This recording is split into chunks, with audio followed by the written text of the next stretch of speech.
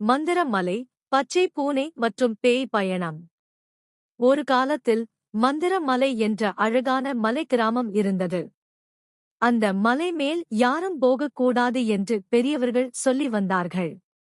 காரணம், அங்கே ஒரு மாயமிக்க பச்சை பூனை வாழ்கிறது என்று கூறப்பட்டது. ஒருநாள் நம்முடைய தந்திரமான சிறுவன் குட்டி பாபு, அவன் தோழிகள் பாப்பி மற்றும் மினியுடன் மந்திர மலைக்கு போக முடிவு செய்கிறான். காரணம், அங்கே பேய் ஒன்று பஜ்ஜி சாப்பிட்டதாக ஒரு வதந்தி. பேய் பஜ்ஜி சாப்பிடுமா? பாப்பி சிரிக்கிறாள். நாமே சென்று பார்த்துவிடலாம். பாபு உற்சாகப்படுகிறான். அவர்கள் மூவர் மலை மீது ஏறுகிறார்கள்.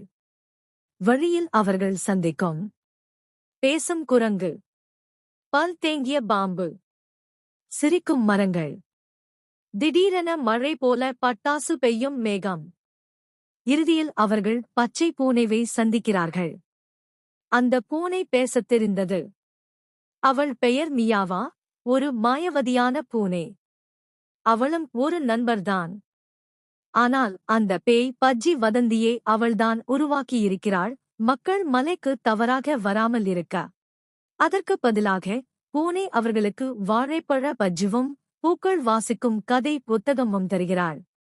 அவர்கள் வீடு திரும்பும்போது பாபு சொல்கிறான், மந்திர மலை பயமில்லை, இது ஒரு அற்புதம்.